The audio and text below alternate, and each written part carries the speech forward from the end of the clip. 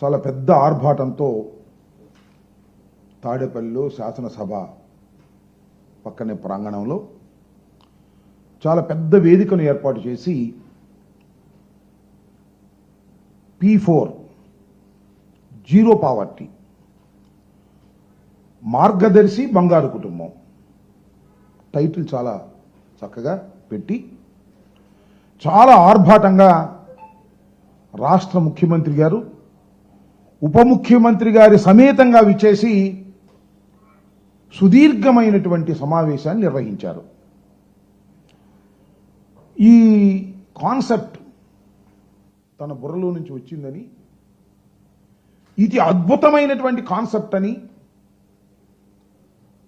ఆంధ్ర రాష్ట్రంలో పేదరిక నిర్మూలనకు ఇది దోహదపడుతుందని చెప్పేటటువంటి ప్రయత్నం చేశారు. చాలా దురదృష్టమని మనవి చేస్తున్నాం. ఈ రాష్ట్రంలో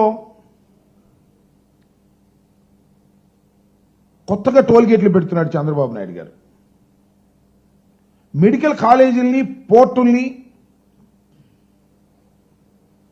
చివరికి గ్రామీణ ప్రాంతాల్లో ఉన్న రోడ్లని వీటన్నిటినీ ప్రైవేటీకరణ చేసేస్తున్నాడు. That is also P4.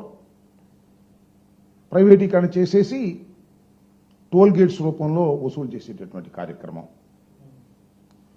అంతేకాదు ఉమ్మడి రాష్ట్రంలో ప్రభుత్వ రంగంలో ఉన్నటువంటి 58 కార్పొరేషన్లో విత్డ్రా చేసేసుకుని ప్రైవేట్ రంగానికి అప్పచెప్పేశాడు. అంటే ఇక్కడ నేను చెప్పదలుచుకున్నటువంటి అంశం ఏమిటంటే, మొత్తం ప్రైవేటీకరణ చేసేయాలనేటువంటి ఉద్దేశంతో చంద్రబాబు నాయుడు గారు పరిపాలన చేస్తున్నాడు. మీరు చూశారుగా, ఎన్నికలకు ముందు సూపర్ 6 అన్నాడు, సంపద సృష్టి అన్నాడు. సంపద ఎక్కడుందండి సూపర్ 6 చేయడానికంటే? సృష్టిస్తా, సంపదను సృష్టించి పేదవారికి పంచి పెడతా అన్నాడు. 9 నెలలు అయింది, 10వ నెలలో ప్రవేశించాం. సంపద సృష్టించలా. సంపద ఎవరి దగ్గర ఉందో వాళ్ళని పట్టుకొస్తున్నాడు, పట్టుకొచ్చి వీళ్ళకి ఇవ్వమంటున్నాడు. అంటే ప్రభుత్వం సంపద సృష్టించే బాధ్యత లేదు. సంపద ఆల్రెడీ సంపాదించుకున్న వాళ్ళందరినీ పిలిచి వారి దగ్గర నుంచి పేదవాళ్ళకి ఇచ్చేటటువంటి కార్యక్రమం పెడతాను అనేటువంటి బాధ్యత. అంటే పేదరిక నిర్మూలన అంటే ఆ ప్రాంతంలో ఉన్నటువంటి పేద ప్రజలను పైకి తీసుకురావడం, ఉచితంగా విద్యను అందించటం, నాణ్యమైనటువంటి వైద్యాన్ని ఇవ్వటం, వారి కాళ్ళ మీద వాళ్ళు నిలబడే విధంగా ఉపాధి కల్పించటం, ఇలాంటి కార్యక్రమాలు చేయటం ద్వారా పేదరికాన్ని నిర్మూలించేటటువంటి కార్యక్రమం చేయవలసినటువంటి బాధ్యత ప్రభుత్వాల మీద ఉంటుంది. ఇవాళ ప్రభుత్వం మీద లేదంట, మొత్తం అంతా ప్రైవేటు పరం చేసేస్తున్నాడు. ఈ రాష్ట్రంలో మంచి మంచి కాంట్రాక్టర్లు, బాగా డబ్బులు సంపాదించిన వాళ్ళు, ప్రభుత్వం చుట్టూ తిరిగి ఫైళ్ళ మీద సంతకాలు పెట్టించుకోవాలనుకునే వాళ్ళందరినీ పోగేశాడు. నిన్న డయాస్ మీద కూర్చోబెట్టాడు, చూశారు కదా. మెగా కృష్ణారెడ్డి గారు, చలమలశెట్టి సునీలు. మెగా కృష్ణారెడ్డి గారు ఈజ్ ఎ గుడ్ కాంట్రాక్టర్. పోలవరానికి కూడా ఆయనే కాంట్రాక్టర్. ఇప్పుడు నాట్ ఓన్లీ పోలవరం, ఇంకా మన రాష్ట్రంలో ఉన్నటువంటివి, ఇతర రాష్ట్రాల్లో, ఇతర దేశాల్లో ఉన్నటువంటి కాంట్రాక్టులు చేస్తున్నటువంటి వ్యక్తి.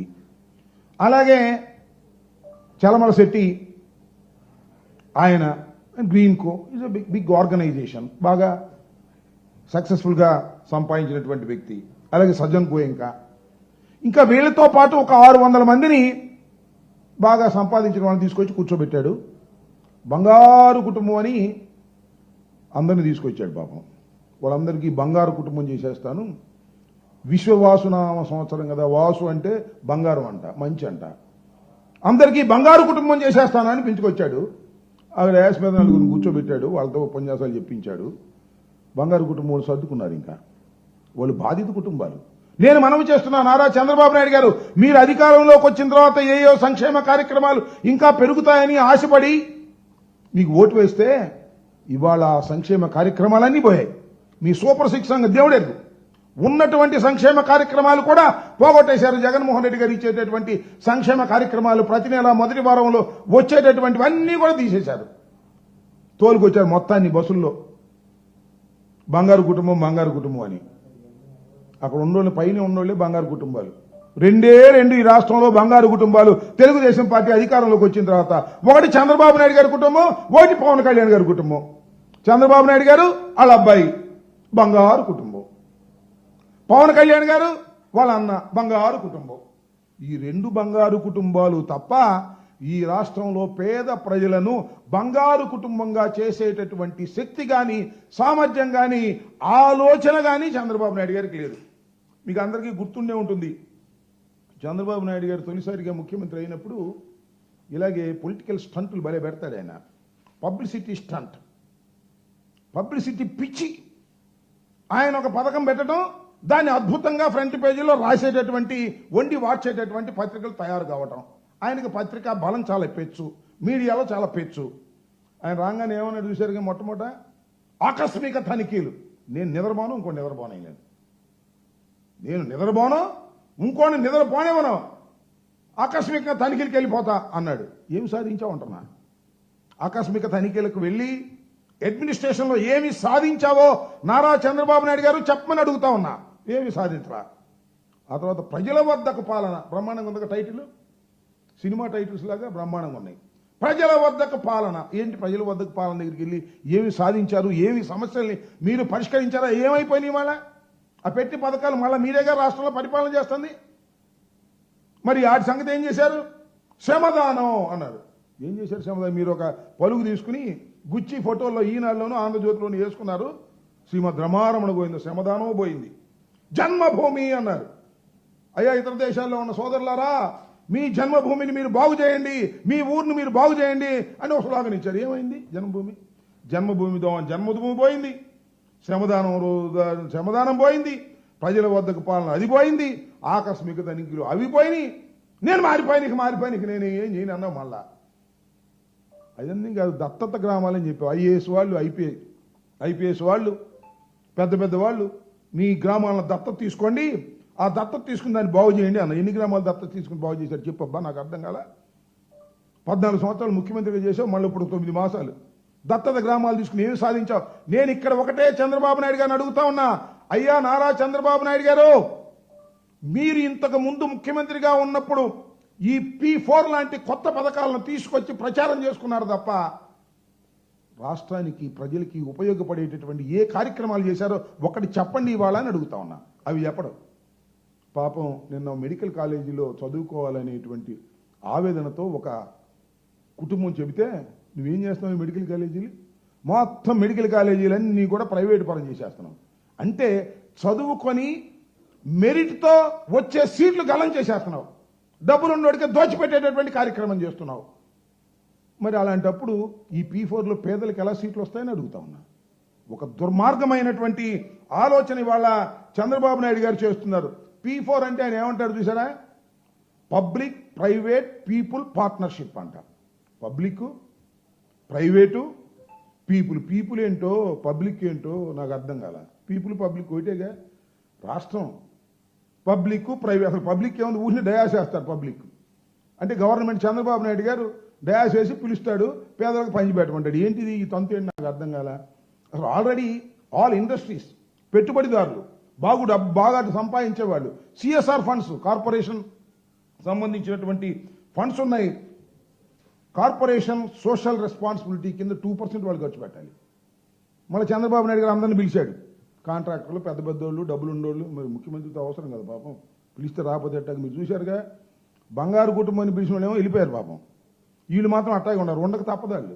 ఎందుకంటే వాళ్ళ సంతకాలు కావాలి, ముఖ్యమంత్రి గారి సంతకాలు. కాంట్రాక్టర్లు, పెద్ద ఇండస్ట్రియలిస్టులు ముఖ్యమంత్రి గారితో, ప్రభుత్వంతో పనులు ఉంటాయి కాబట్టి. ఈ బంగారు కుటుంబం వాళ్ళు మాత్రం, ఈ బంగారు కుటుంబం లేదు, బూడిద లేదు, ఈ సొల్లు మేము వినలేక చేస్తున్నామని వెళ్ళిపోయారు. ఏం చెబుతాయండి సొల్లు దాని మీద ముఖ్యమంత్రి గారు? నీతి నిజాయితీకి మారిపోయారు. ఎవరు నమ్ముతాడండి నీతి నిజాయితీకి మారిపోయారు? నేను ఇంతవరకు తప్పు చేయలేక తప్పు చేయను. తప్పు చేయలే, పుట్టిన దగ్గర నుంచి తప్పులు తప్ప ఏమైనా ఉన్నాయా? చంద్రబాబు నాయుడు ఇంకో మాట అన్నాడు, నేను ఎన్టీ రామారావు గారి దగ్గర పనిచేశా, క్రమశిక్షణగా పనిచేశా. నువ్వెక్కడ ఎన్టీ రామారావు దగ్గర పనిచేసావు స్వామి? ఆయన పనే చేసేసావు నువ్వు. ఎన్టీ రామారావు గారి దగ్గర ఏం పనిచేసావు నువ్వు? నాకు అర్థం కాలే. నువ్వు ఇందిరాగాంధీ దగ్గర పనిచేసావు, మొట్టమొదట ఎమ్మెల్యేగా పనిచేశావు, మంత్రిగా పనిచేశావు. నేను ఎన్టీ రామారావు గారి దగ్గర క్రమశిక్షణగా పనిచేశా అని వాళ్ళు డప్పాలు కొట్టుకుంటా ఉన్నావు. మొత్తం ఆయన పైన మాత్రం సఫా చేసేసావు నువ్వు వెళ్ళి. ఇది దుర్మార్గమైనటువంటి ఆలోచన ఇవాళ చేస్తున్నటువంటి కార్యక్రమం చంద్రబాబు నాయుడు గారు చేస్తున్నారు. బంగారు కుటుంబం అని చెప్పేసి అందరినీ మోసం చేసేటటువంటి కార్యక్రమాలు ఇవాళ చంద్రబాబు నాయుడు గారు చేస్తున్నారు. తన కుమారుణ్ణి ఏ విధంగా ల్యాండ్ చేయాలి రాజకీయాల్లో, అట్టట మంగళగిరిలో ల్యాండ్ చేశాడు, ఒకసారి ఓడిపోయినా. ఇప్పుడు తన ముఖ్యమంత్రి సీట్లో ఎలా ల్యాండ్ చేయాలి అనే ఏకైక తాపత్రయం తప్ప నాకు చాలా ఆశ్చర్యం వేసిందండి.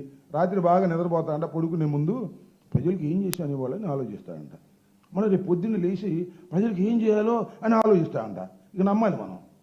నీదంతా నీ జీవితం మొత్తం ఏ విధంగా ఈ దేశాన్ని కొల్లగొట్టుకోవాలి, ఏ విధంగా నీ కుటుంబాన్ని బంగారు కుటుంబం చేసుకోవాలి, ఏ విధంగా మీ అబ్బాయిని ఒక అసమర్థుడైన అజ్ఞాని అయిన పుత్రుణ్ణి ఏ విధంగా ఈ రాష్ట్రం మీద రుద్దాలి, ఇదే ఆలోచన తప్ప ఏ విధమైన ఆలోచన అయినా ఉందా అని నేను అడుగుతా ఉన్నా. పేదరిక నిర్మూలన చేయదలుచుకున్న వాడు రాష్ట్ర ప్రభుత్వం చేయవలసినటువంటి అనేక విధులున్నాయి. ఆ విధులన్నీ పక్కకు నెట్టేసి ప్రైవేటు పరం చేసేటటువంటి కార్యక్రమం ఇవాళ చంద్రబాబు నాయుడు గారు చేస్తున్నారు.